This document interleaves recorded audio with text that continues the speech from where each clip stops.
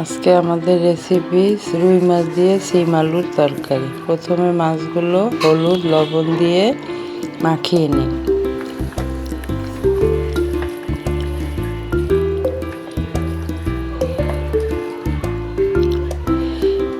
এখন কড়াইতে তেল গরম করে মাছগুলো ভেজে নিই।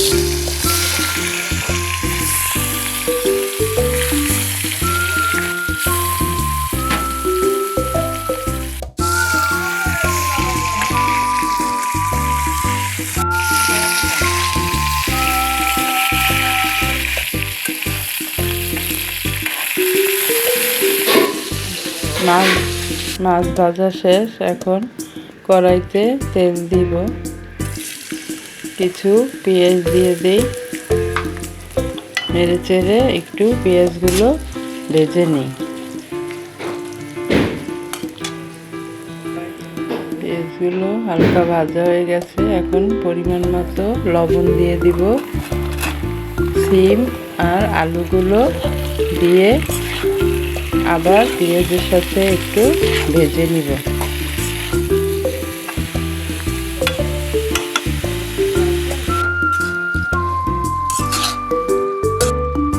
শিম আলু ভাজা হয়ে গেছে।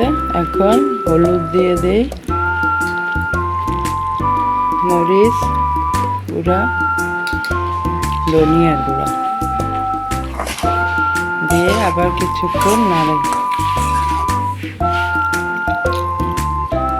এখন টমেটো দিয়ে দিব, দিয়ে আবার নাড়তে থাকি।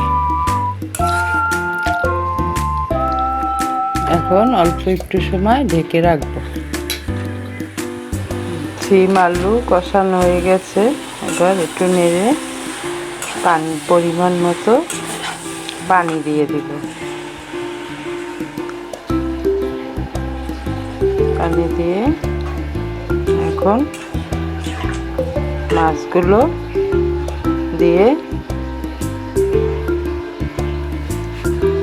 আবার ঢাকনা দিয়ে দেব।